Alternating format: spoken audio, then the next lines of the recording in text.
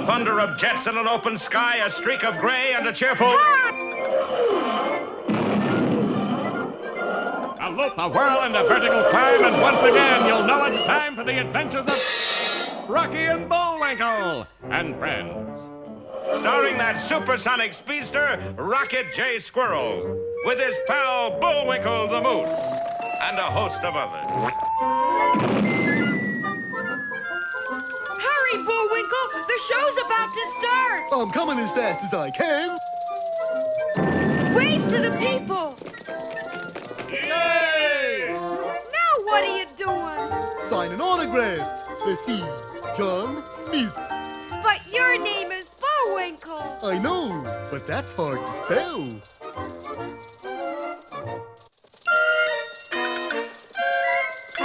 We're gonna have a lot of fun. Come on and join us. Sure, there's always room for one more.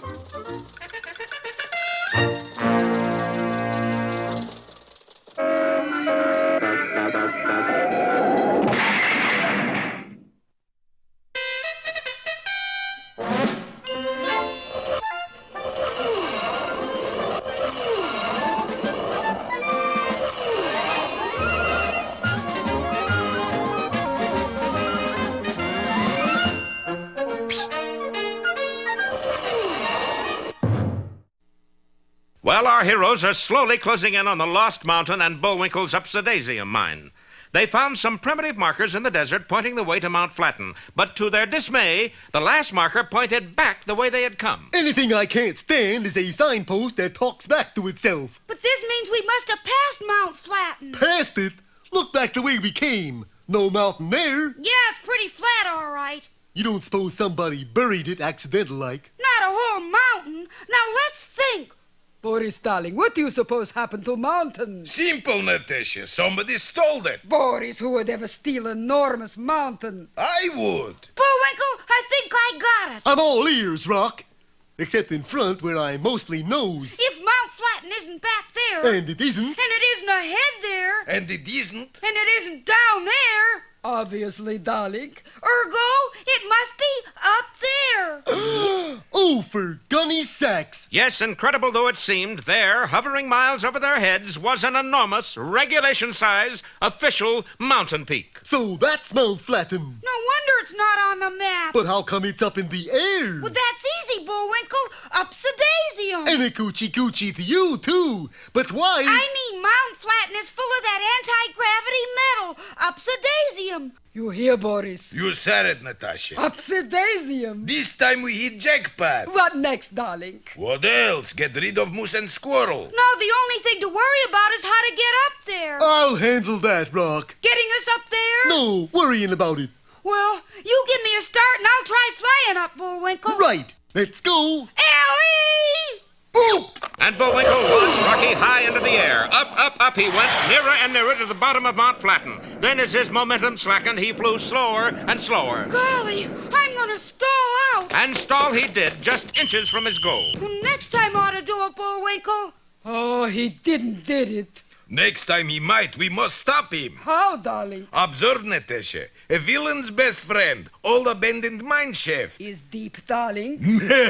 Listen. And Boris picked up a pebble and dropped it into the shaft. 3 minutes later, the pebble still hadn't hit bottom. Oh, that should be deep enough. But how you'll get them in? Easy, I changed sign. And quickly, Boris replaced the danger sign on the shaft with one which said elevator up only. Then the two villains retired to see if their plan would work. Boris, what kind of idiot would try to go up an elevator shaft that goes only down? That kind of idiot. Hey, Rocky, our problem is solved. Here's the elevator Bullwinkle, don't do it! Don't do what?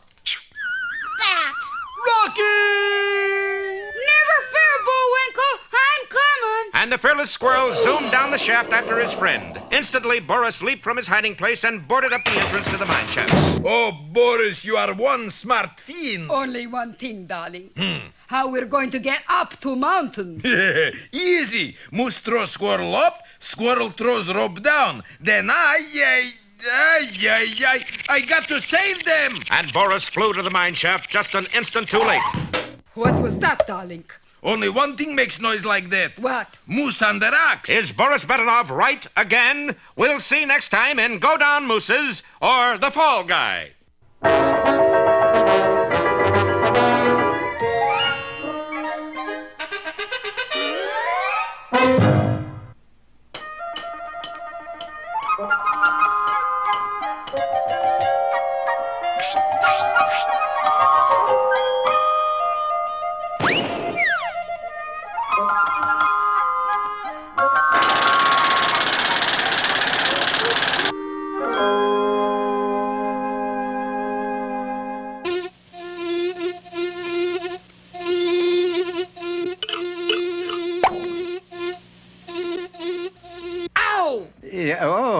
What's wrong, Junior? How do you like that, Pop? I found a bee in a jar, and when I let him go free, he bit me. Son? I know, Dad. You got a moral for that. Right. No gratitude is to be expected from the wicked. That sort of gets you, doesn't it?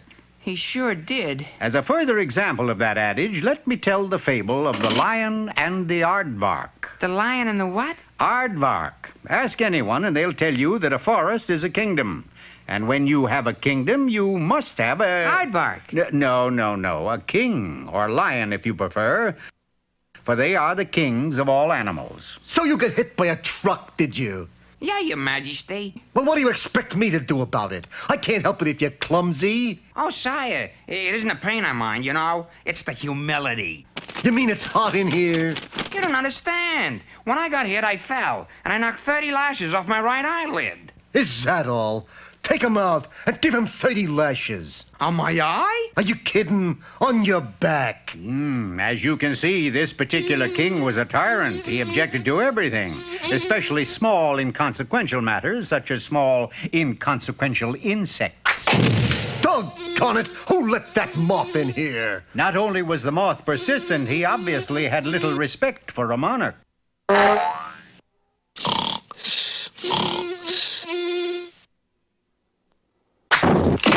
A moth killer. My kingdom for a moth killer. 3 of the smartest creatures in the kingdom were summoned.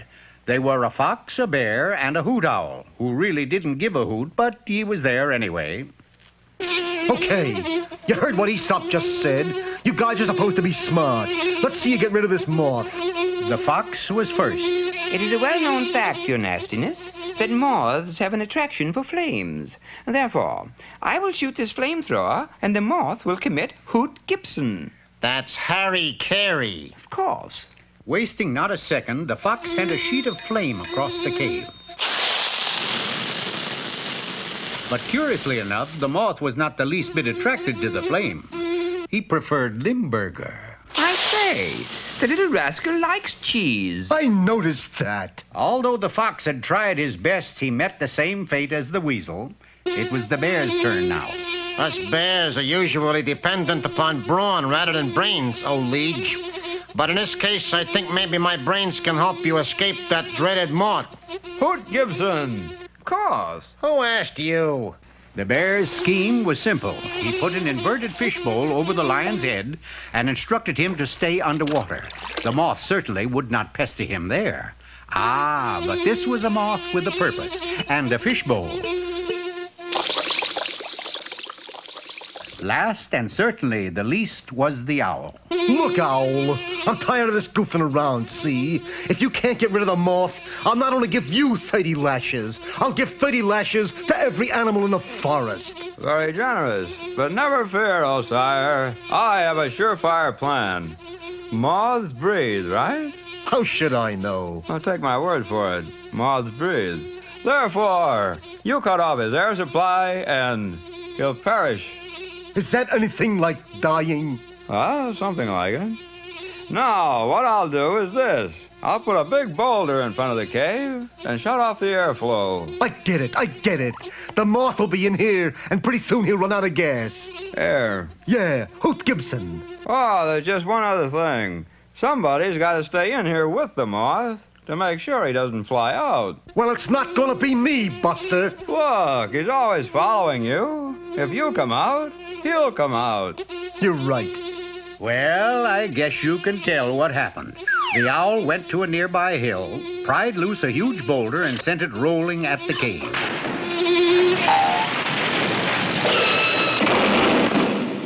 The cave was sealed off from the outside world, and so was the wicked king. As for the moth, it managed to wriggle between a small opening and flitted off to freedom. Sure, some fable, Dad. What about the aardvark? The which? The aardvark. You know, you said... Never mind what I said. The only important thing is the moral. No gratitude is to be expected from the wicked. I have a better one, Dad. Oh, you have what? Yeah. A rolling stone gathers no moth. Hoot Gibson, son.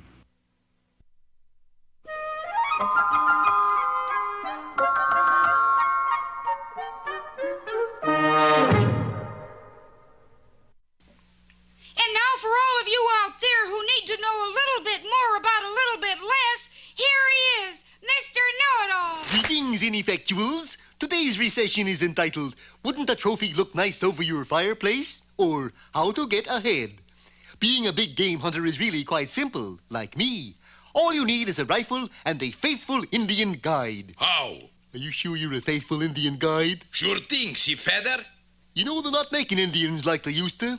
You are now ready for the hunt. Look, here is tiger footprints. How do you know that is a tiger's footprints? Because the tiger's foot is still in it. He is a magnificent beast, and you shout to your faithful Indian guide who is carrying the rifle, "The gun! Let me have it! What's that? Let me have it!" Seems silly, but okay. Your wound heals quickly in the dry, warm climate, and you are ready once again, this time for the biggest game of all, elephant. And you do not even bring a gun. Hey, Buwana, how you going to get elephant without gun? All I really need is a little toy mouse. If I show this to an elephant, he will become so frightened he will faint. And so, in conclusion, you can see that getting a trophy to hang over your fireplace is really no trouble at all, especially if you happen to have a flying squirrel for a little friend. Thank you, Mr. Know-It-All. I think. And now... Hey, Rocky, watch me pull a rabbit out of my hat. But... See? Nothing up my sleeve. Presto! Wrong hat. And now it's time to meet Mr. Peabody.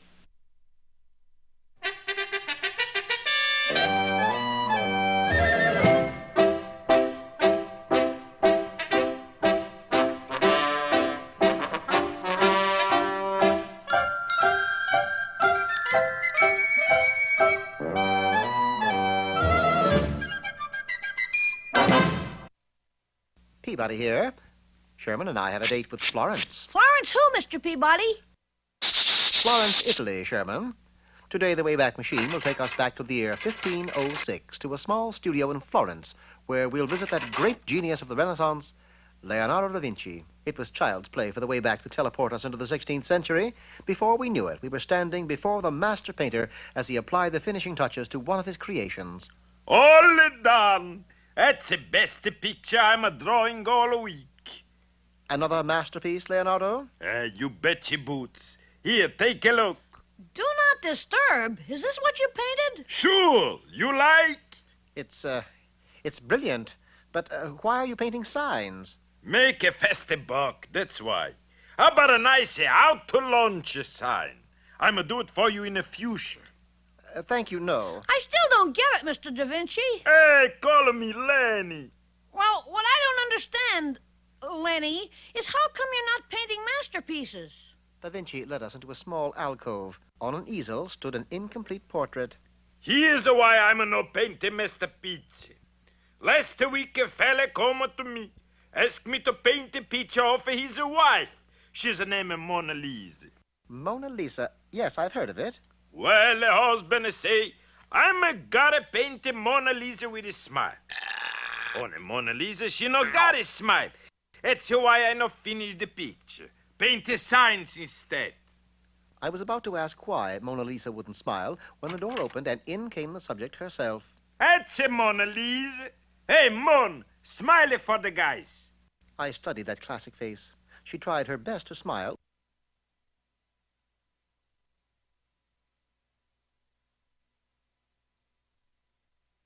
but couldn't. It was then I noticed her swollen jaw. She has a toothache. Well, no wonder she won't smile. Toothache! And all the time I think she's got a jawbreaker in her mouth. We insisted upon escorting the poor girl to the nearest dentist. Unfortunately, his methods of pulling teeth left much to be desired. Now, this way is gonna work. I'm gonna shoot a bow and an arrow. The arrow, she's tied to string. String, she's tied to the tooth. When the arrow goes, the tooth goes. Drawing the bow taut, the dentist aimed at a distant target, then let the arrow fly. And fly it did. So did Mona Lisa. Aye, that's a pretty strong tooth you got there, Moni. Undaunted, the determined dentist took us to a high cliff. All right, Moni. This time we get the tooth out for sure. Now, you just take one little step forward. But if she does that, she'll go right over. All right. Now, Mona, please, whatever you do, land on your face. But she'll get hurt. Yeah, but the tooth, she's gonna come out. All right, now you watch me, Mona. Put your little left foot out first. Now you're right. And before you know it, you gonna go.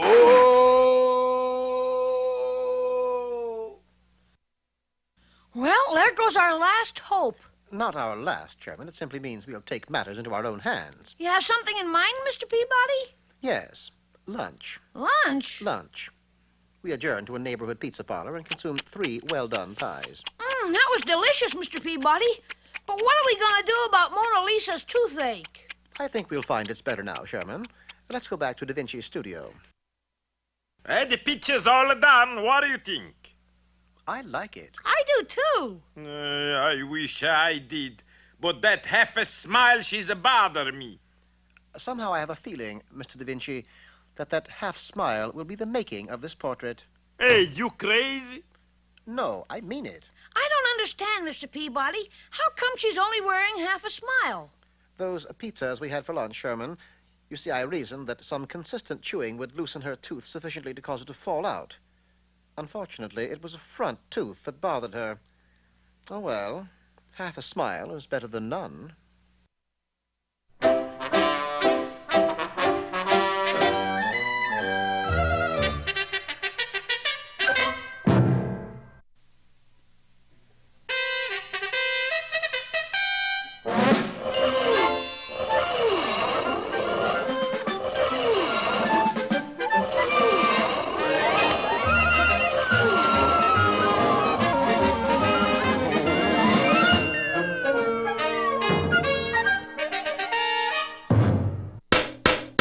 Last time, you remember, Boris fixed up an abandoned mine shaft to look like an elevator. It was a clever booby trap, and it trapped a pretty clever booby. Hey, Rocky, our problem is solved. Bullwinkle, don't do it! Don't do what? Yes, Bullwinkle plummeted down the mine shaft, and Rocky followed in a desperate effort to save him. Then Boris quickly boarded up the shaft. 2 boobies with 1 trap. That's real economy, Natasha. But now how do we get up to Mount Flatten? Too late, Boris realized that with Rocky gone, he had lost his means of reaching the mysterious floating mountain. Quickly, he dashed to the mine shaft, but seemed to be just a little late. Oh, boy, I bet that hurt. But what Boris had heard was merely the sound of boulders loosened by Bullwinkle's fall, for the moose was still dropping through space with Rocky close behind. There's only one thing to do, Bullwinkle. Yeah, and I'm doing it. What's that? I'm falling. No, I have a plan. And Rocky zoomed downward in the darkness ahead of Bullwinkle. Reaching the bottom of the shaft, he judged the speed of Bullwinkle's fall, and at precisely the right moment leaped upward with all of his might and met the moose's huge bulk in midair. Stunned and shaken, but still sound of wind and limb, Bullwinkle easily dropped a short distance to the bottom of the shaft. That was a great idea, Rocky. Rocky, where are you? Alas, no voice answered, and at the bottom of the shaft, a silent form lay sprawled on the stones. Rocky, buddy, speak to me. Don't tease old Bullwinkle. Say something. Something. Well, that's something. Meanwhile, Boris and Natasha were peering down into the darkness from the top of the shaft. What we do now? What else? We play taps. But I don't have bugle. Fake it, fake it.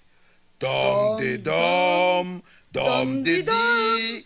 Dum-de-dum, dum-de-dum, dum-de-dee. Hey, stop that singing and dancing up there. Boris, listen. Get us out of here. Who do you suppose that is? Well, it's not Ghost of Christmas Past. Quick, Natasha, the rope. Here, darling. Not that rope, the rescue rope. And a few moments later, our friends were pulled safely out of the abandoned mine shaft. Boy, somebody sure played a dirty trick on us putting that sign up. You just didn't read the fine print. What fine print? Here, use my magnifying glass. What is it, Rock? It says out of order. Well, I guess it was really my own fault then, Now let's get up to Mount Flatten, shall we? A good idea. Ready, Bullwinkle? I guess so. Hurry! Oop! And once again, Rocky flashed upward toward the bottom of Mount Flatten, miles above, while Bullwinkle and the two villains waited anxiously below. I can't watch, Natasha. You nervous, darling? No, sun is in my eyes. Higher and higher the flying squirrel went, and this time... Yes? Yes? Yes? He made it! Hooray! In no time at all, Rocky had lowered a long, long rope, and Boris, Natasha, and Bullwinkle began their climb upward.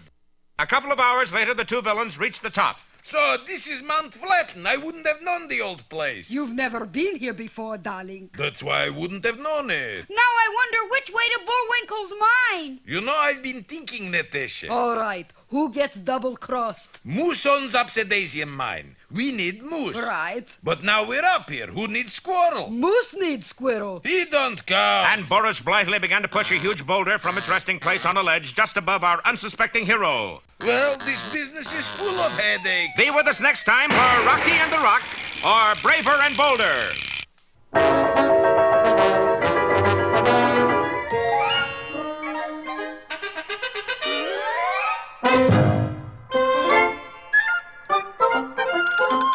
Well, it looks as if our time has just about run out. Mine must be a little slow. You got the credits, Bullwinkle? All on this itty-bitty card. Oop!